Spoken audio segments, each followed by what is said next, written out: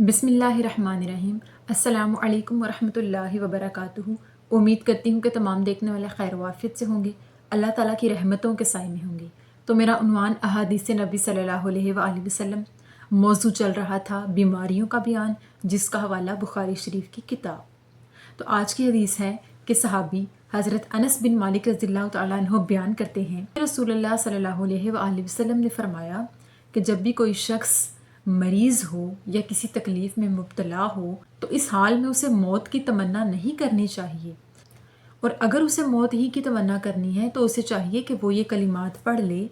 अल्लाहुम्मा अहयिनी मा कानत अल हयाती खैरन ली व तवफ़्फ़नी इज़ा कानत अल वफ़ात खैरन ली।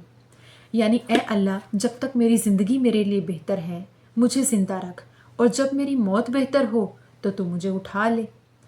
अब इस हदीस मुबारक की वजाहत ये कि रसूलुल्लाह सल्लल्लाहु अलैहि वसल्लम ने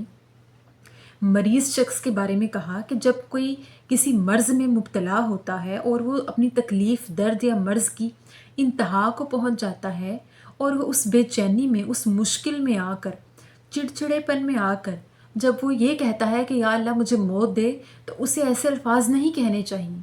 क्योंकि इंसानी फितरत है कि जब वो तकलीफ़ की शिद्दत से उकता जाता है, कहता है कि इससे बेहतर है कि मुझे मौत आ जाए। तो उस बारे में आका अलैहिस्सलाम ने फरमाया कि किसी को भी मौत की आरज़ू नहीं करनी चाहिए, क्योंकि तकलीफ़ें, बीमारियां, परेशानियां ये सब किसी न किसी वजह से आती हैं, और इंसान की आजमाइशें होती हैं और अल्लाह ताला की तकदीर होती हैं। जैसे अल्लाह ताला ने हर किसी की मुख्तलिफ तकदीर लिखी, किसी की किस्मत में ज़्यादा खुशियाँ लिखी, कम दुख लिखे, किसी की किस्मत में ज़्यादा दुख लिखे, कम खुशियाँ लिखी, किसी को अल्लाह पाक पैदाइशी तौर पे कोई मर्ज़ दे देता है जो कि उसकी आजमाइश होती है। लेकिन जब भी कोई शख्स किसी परेशानी, मुश्किल, बीमारी, तकलीफ़, दर्द में मुब्तला होता है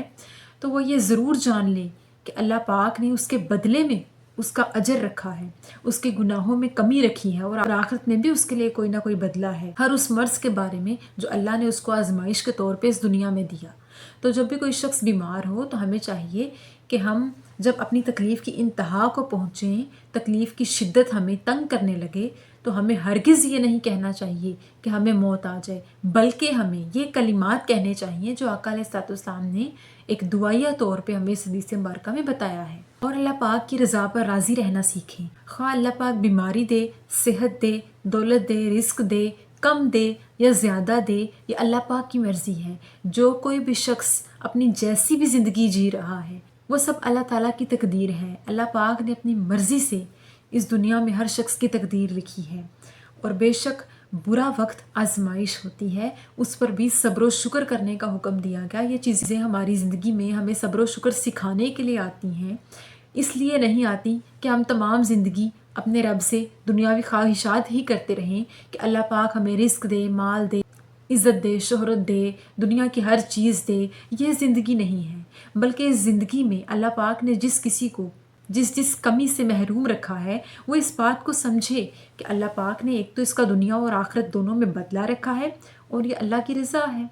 अल्लाह की मर्ज़ी है। अल्लाह जिसे चाहे दे, जिसे चाहे ना दे। तो अल्लाह ताला से दुआ है कि अल्लाह पाक हमें हर किस्म के मर्ज़ से महफूज फरमाए, और अल्लाह पाक हमें अपनी रज़ा पर राज़ी रहने वाला बनाए, और अल्लाह पाक हमें सही मानों में आका अलैहिस्सलाम के अहकामात और तालीमात की पाबंदी करने की तौफीक अता फरमाए। आमीन सुम्मा आमीन। शुक्रिया।